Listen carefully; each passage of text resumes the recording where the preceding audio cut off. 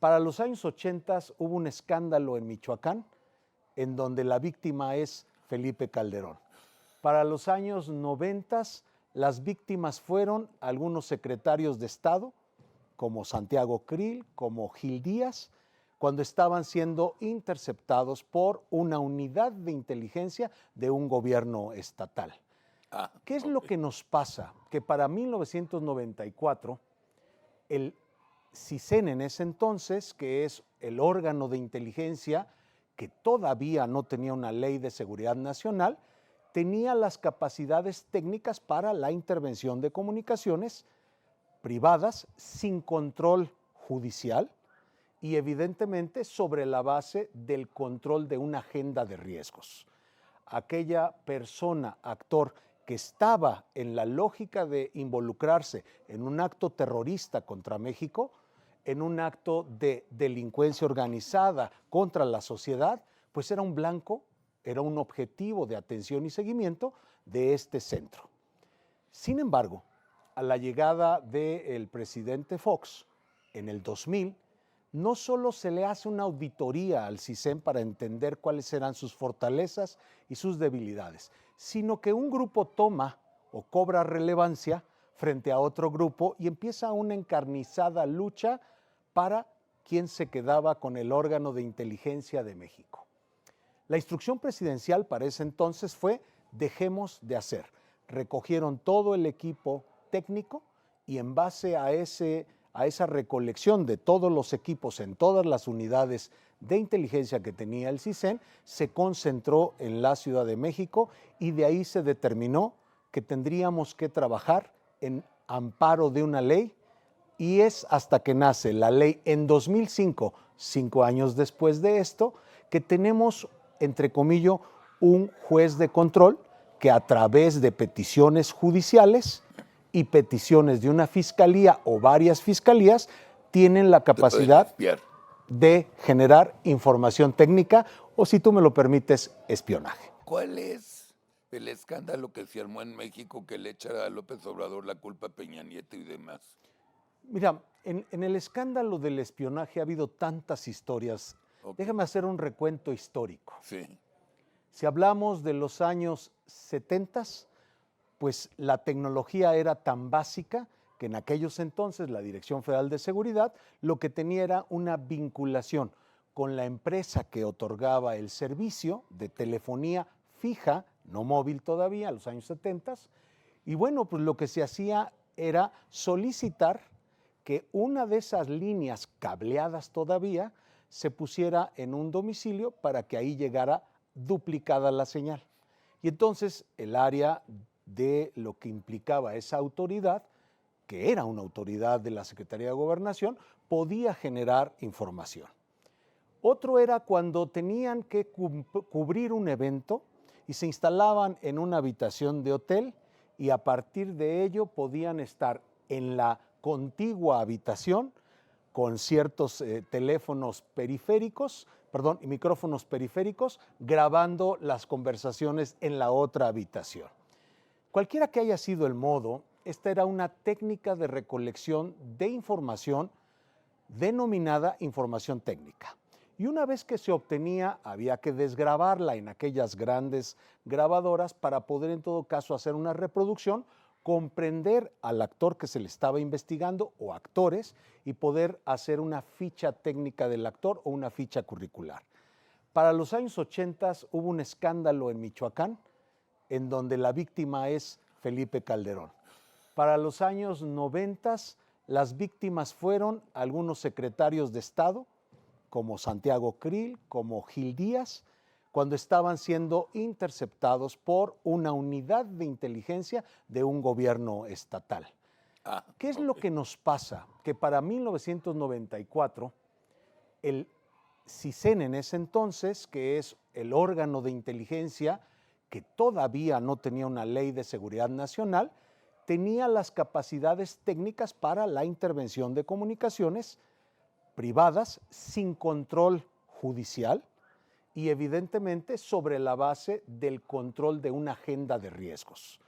Aquella persona, actor, que estaba en la lógica de involucrarse en un acto terrorista contra México, en un acto de delincuencia organizada contra la sociedad, pues era un blanco, era un objetivo de atención y seguimiento de este centro.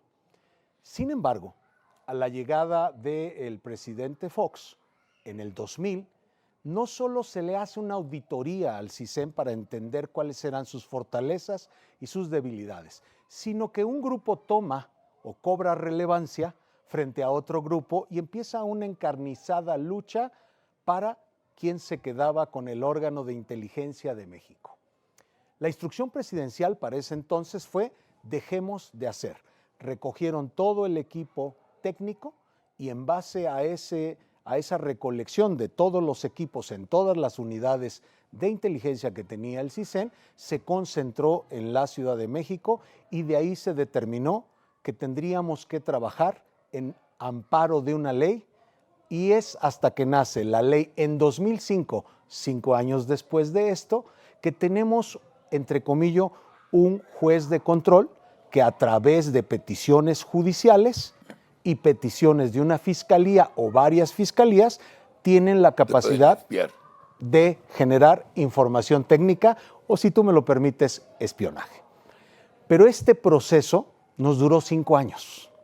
Este proceso desactivó una de las fuertes capacidades que tenía el CISEN para poder atender temas de seguridad nacional, como lo he repetido: terrorismo, contraespionaje, porque también hay agentes de inteligencia de otros países que vienen a nuestro país a recolectar inteligencia, temas de carácter estratégico para la seguridad de nuestras instalaciones estratégicas, temas de carácter social para temas en donde la agenda de riesgos consideraba una amenaza a la estabilidad de nuestro país, como lo pudo ser Rafael Sebastián Guillén Vicente en el surgimiento del EZLN, que amén de respetar las causas que originan el surgimiento del EZLN, no deja de haber lo que llamamos una recolección de información al amparo del ciclo de inteligencia y lo que el ejército llama guerra electrónica.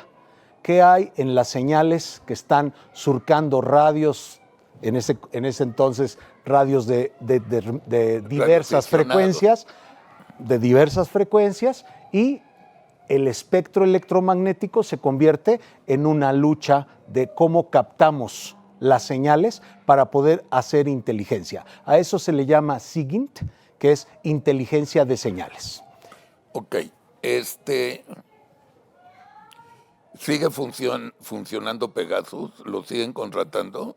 Hay una discusión en el mundo y puedes tener ejemplos muy lamentables como lo que se está denunciando de espionaje en meses pasados en Cataluña o lo que llamamos Barcelona por parte de otro gobierno.